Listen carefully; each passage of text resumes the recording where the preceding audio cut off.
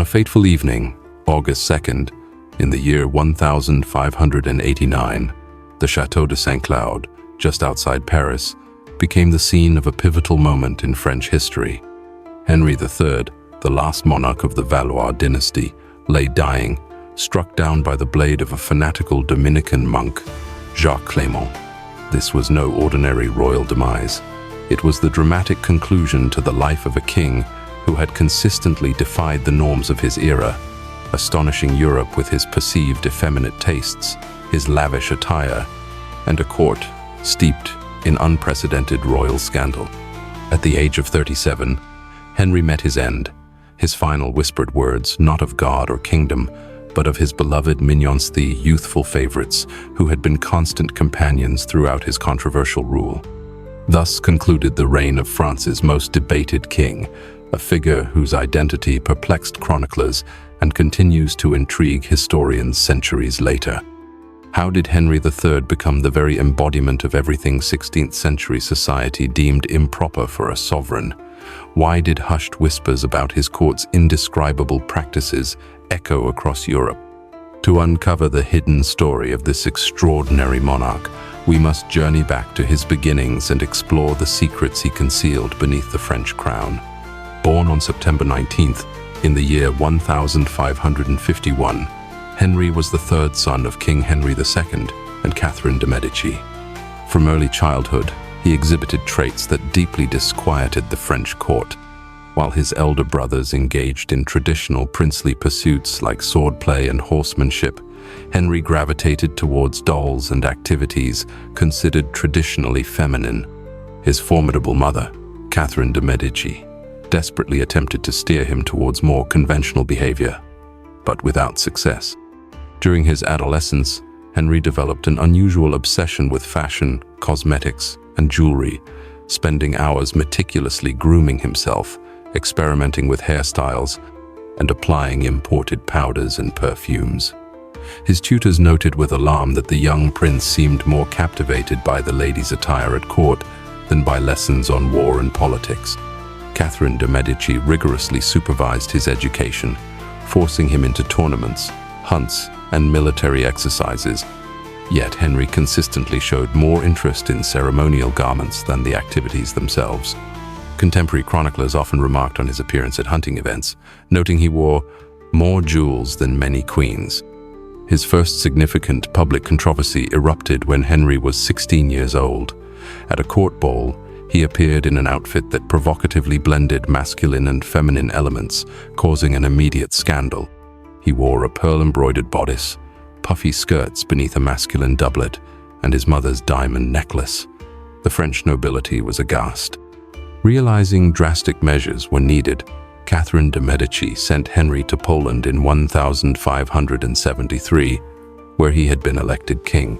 She hoped royal responsibility and distance from Paris might curb his strange habits. Instead, the strategy backfired. Away from his mother's oversight, Henry intensified his controversial behaviors. During his brief Polish reign, he scandalized the austere Polish nobility with his extravagant vanity, transforming his court in Krakow into a spectacle of perceived feminine luxury that left European diplomats astonished. He famously received ambassadors wearing ornate dresses, tiaras studded with precious stones, and elaborate makeup that took hours to apply. Henry's habits in Poland became legendary across Europe. He insisted on daily perfumed baths, a practice then considered both dangerous and effeminate, and maintained a retinue of servants dedicated solely to his appearance. His collection of dresses rivaled that of any European queen, and he even commissioned special jewelry from Venice to complement his outfits. When his brother, Charles IX, died in 1574, Henry secretly abandoned Poland in the early morning hours to return and claim the French throne. His escape was as unconventional as his life.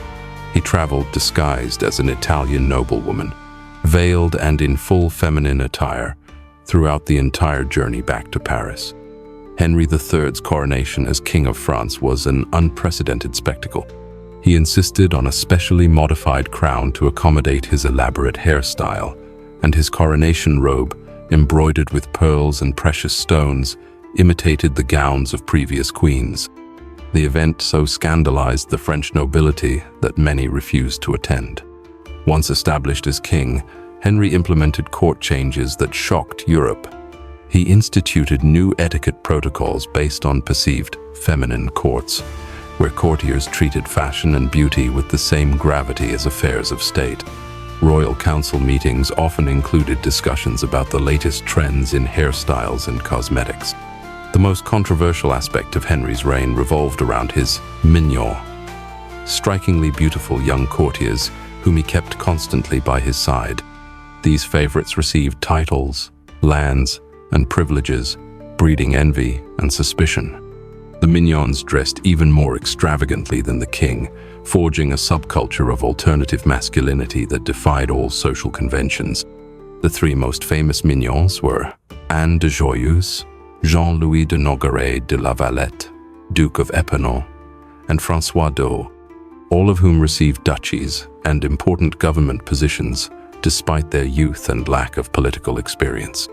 They accompanied Henry in all activities, slept in chambers near the king, and participated in elaborate beauty rituals lasting for hours.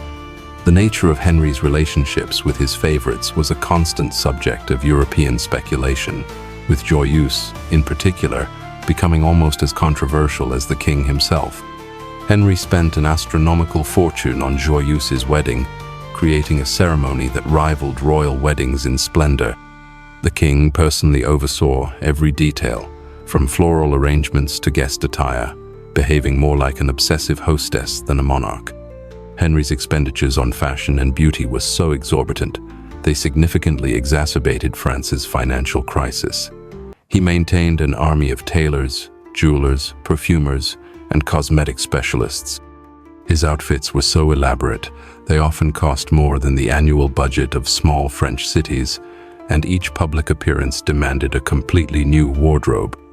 Henry's obsession with his appearance reached absurd extremes. He spent at least 4 hours daily grooming himself, a process involving perfumed baths, multiple layers of makeup, elaborate hairstyles, and meticulous jewelry selection. He kept a detailed diary of his outfits, never repeating the same public appearance. During religious events, Henry caused particular scandal, participating in processions wearing modified habits that resembled ornate feminine dresses. His involvement in Catholic ceremonies became so controversial that many bishops refused to officiate masses in his presence. France's religious situation dramatically complicated during Henry's reign. The wars of religion between Catholics and Protestants intensified, and many viewed the king's unconventional behavior as a sign of moral decadence. Fanatical preachers used Henry's figure as an example of societal collapse. The Catholic League, led by Henry, Duke of Guise, relentlessly exploited the king's perceived effeminate behavior as propaganda against the monarchy. Pamphlets circulated in Paris, describing Henry as a king who had abandoned his masculinity and thus was unfit to rule Christian France. These defamation campaigns significantly contributed to the kingdom's political instability. Henry attempted to counter criticism with public displays of religious piety, but even these were considered excessively feminine. He created a personal religious order, the Order of the Holy Spirit, whose ceremonies seemed more theatrical performances than acts of genuine faith. Henry's private life was a constant subject of speculation. Although he married Louise de Lorraine-Vaudemont in 1575, the marriage was clearly political and produced no children. Louise was pious and reclusive, serving more as social cover than a true wife. She rarely appeared publicly with her husband and lived practically as a recluse. The lack of direct heirs created a dynastic crisis, worsened by the king's controversial behavior. French succession was threatened, and Henry's political enemies used his apparent lack of interest in women as evidence of his inability to produce the desperately needed heir. During the decade of the 1580s, France's political situation rapidly deteriorated. The wars of religion reached their violent peak, and Henry found himself increasingly isolated. His insistence on maintaining his habits, even during grave national crises, was seen as proof of his unsuitability for the throne. The breaking point came in 1588, when Henry was forced to flee Paris during the Day of the Barricades. Even during this humiliating escape, he insisted on taking several trunks containing his most precious outfits and jewelry. This priority for appearance, even in mortal danger, was seen as final proof of his frivolity. In his final months, Henry became increasingly isolated and paranoid. His mignons had died in duels or distanced themselves, leaving him surrounded only by opportunistic courtiers. Still, he obsessively maintained his beauty rituals, as if his appearance could somehow restore his lost authority. Henry's assassination by Jacques Clément on August 2nd, in the year 1589, ended not only his life, but the entire Valois dynasty. His final words, whispered about his beloved, deceased mignons, revealed where his true affections lay until the very end. Henry III's legacy remains one of the most complex and controversial in French history. He was simultaneously a refined patron of the arts, a skillful politician at crucial moments, and a figure who fundamentally challenged all conventions of royal masculinity of his era. His court produced some of the greatest cultural advances of the French Renaissance, yet it also scandalized an entire generation of Europeans. Modern historians intensely debate the true nature of Henry III. Some view him as a man ahead of his time, who dared to challenge rigid gender norms in an intolerant age. Others argue that his excesses contributed to the instability that would eventually lead to the fall of the French monarchy. What remains indisputable is that Henry III was one of the most unique kings in European history. He proved that even in the rigid world of 16th century monarchy, it was possible to live according to one's own identity, even if it cost the throne and life itself. His story continues to fascinate and shock, more than 400 years after his tragic death. Think Henry III's fashion choices were scandalous? Subscribe to our channel for more jaw-dropping royal dramas. In ancient Rome, marriage was less about romance and more about strategic alliances between powerful families or calculated business deals. It was surprisingly normal, even expected, for husbands to have affairs, which weren't hidden or shameful. Roman men also commonly had romantic or sexual relationships with other men, seen as a regular part of life. For Romans, marriage, power, and pleasure were deeply intertwined. Romans didn't use modern labels like gay or straight. They focused on who held power in a relationship. The dominant giver and submissive receiver roles were key. In same-sex relationships, one man took the receiver role, which could carry social stigma for adults, though less so for teenagers. Pederasty, a common same-sex relationship, involved an older man, Erastes, and a teenage boy, Eromenos. These included mentorship, guidance, and social advancement. Large age differences were not shocking among the elite. Even Rome's most powerful emperors, generals, and politicians routinely had both male and female lovers. This wasn't considered cheating. Without birth control, and with dangerous childbirth, male same-sex relationships were sometimes seen as a practical way to avoid endangering one's wife. The more powerful person was expected to take the dominant role. However, Julius Caesar was rumored to prefer the submissive role, which shocked many contemporaries. Emperor Hadrian reigned 117 to 138 CE. Despite being politically married, had profound affections for men, especially the beautiful teenager Antinous.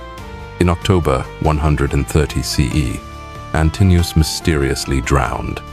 A heartbroken Hadrian took extreme measures. He founded a city, Antinopolis, had Antinous mummified, minted coins with his face, and declared him a god. The cult of Antinous spread, highlighting Roman acceptance of such deep bonds. Emperor Nero reigned 54 to 68 CE, also had male lovers. but his behavior often shocked Romans. He held full wedding ceremonies, once marrying a former slave, Pythagoras, with Nero playing the bride. Later, he married Sporus.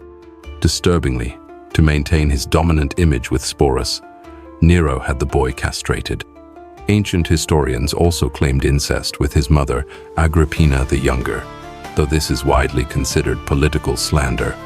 Tiberius reigned 14 to 37 CE, is remembered for abusing his power over young men. He had a strong interest in very young boys, leading historians to call him one of the most sexually corrupt emperors. Much of this occurred in seclusion on the island of Capri, where boys were reportedly brought to satisfy his desires. While some stories are exaggerated, they paint a disturbing picture of absolute power grotesquely abused. Craving more tales of power and its icy grip? Subscribe for historical stories that will make you rethink everything.